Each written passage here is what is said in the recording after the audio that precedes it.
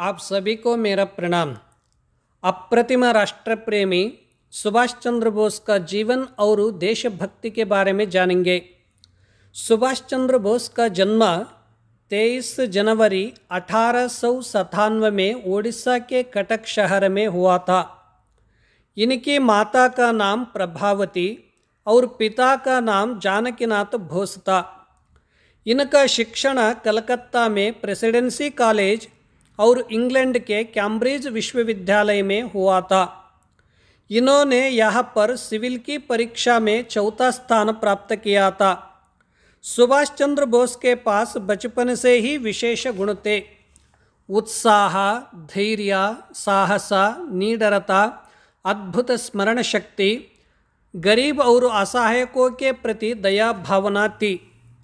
शिक्षण प्राप्त करके देश की आज़ादी दिलाने के लिए महात्मा गांधी जी के साथ मिलकर अनेक प्रकार के बड़े बड़े कार्यक्रम, सभा, चर्चा, चिंतन में भाग लिए।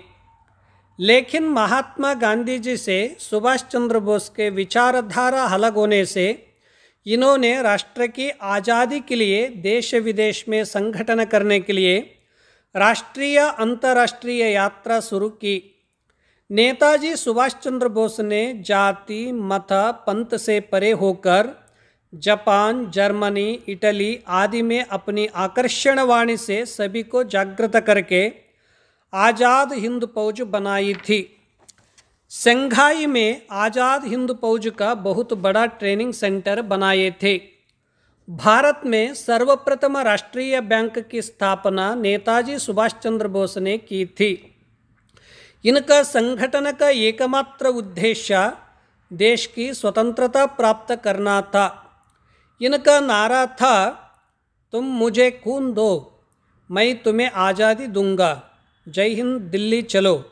ये नारा संपूर्ण भारत को एकता के सूत्र में बांधने का काम किया। आज़ाद हिंद फौज की शक्ति को देखकर ब्रिटिश सरकार ने अपने घुटने टेक दिए। देश की आज़ादी देने का नेताजी सुभाष चंद्र बोस का विशेष महत्वपूर्ण योगदान था। सुभाष चंद्र बोस ऊर्जा शक्ति के प्रतीक है। इनके शरीर के हर कोश में राष्ट्रभक्ति, देश प्रेम, उमंग, उत्साह भरा हुआ था। इनके अंदर राष्ट्र के प्रति सकारात्मक शक्ति अटल थी।